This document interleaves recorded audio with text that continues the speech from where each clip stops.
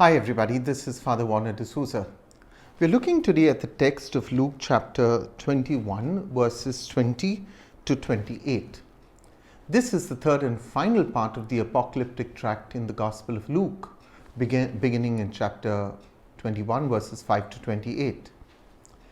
As elsewhere in apocalyptic literature, we find here references to the eschatological crisis of persecution, famine and war, impending salvation and judgment, and exhortations to specific actions in the midst of suffering.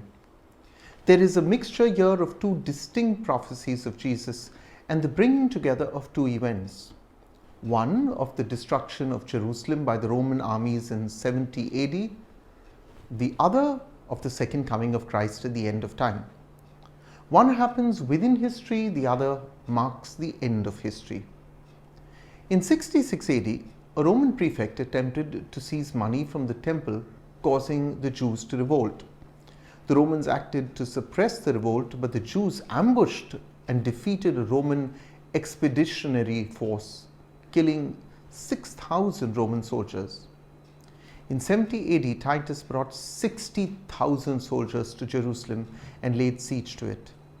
They built a 5-mile-long barricade around Jerusalem. Many Jews fled to escape the city, but the Romans crucified them to intimidate the population. According to one account, they crucified up to 500 people a day. As the siege continued, those inside the city carried the dead outside. The Romans appointed someone to count the number of dead. It was 1,15,880 people. Eventually, the Romans built an earth ramp up to the top of the walls and used battering rams to break down the walls and took the city. The temple was burnt. It was believed that the gold inlay melted and seeped between the large stones. The Romans tore down the temple in order to retrieve the gold. They brought nearly 100,000 prisoners back to Rome and paraded them through the streets in a procession. In AD 82, they built a massive ark to honor Titus for his conquest, which still exists in the Roman Forum behind the Capitoline museums.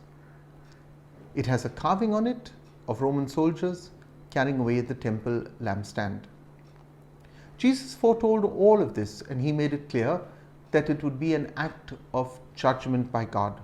When you see Jerusalem surrounded by armies, then know that its desolation has come near.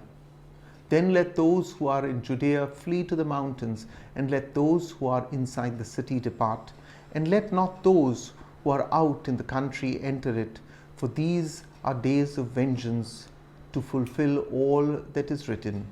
Luke chapter 21 verses 20 to 22. You see, Jesus' instructions are clear, and the early Christians followed them. An early Christian scholar called Eusebius tells us that the entire Jerusalem church left Jerusalem before the siege started and moved to a town called Pella, and so did not suffer the fate that befell Jerusalem. Essentially, Jesus is warning us about what is to come. But most importantly, he wants us to realize what it will take to prepare for what is to come. Destruction, death, and betrayal are coming. But hope is there in the midst of it all, as we read in verses 18 to 19. Earthly trials and tribulations are portrayed as temporary, and vindication for God's chosen ones is imminent. Their redemption, Jesus teaches his disciples, is near. Both suffering and comfort will follow. We are presented with a challenge in the present darkness of this pandemic. We may sing dirges and bemoan our situation, or we may rejoice in the knowledge that we are children of the living God and that we are conquerors through Jesus, the Son of God. Have a blessed day.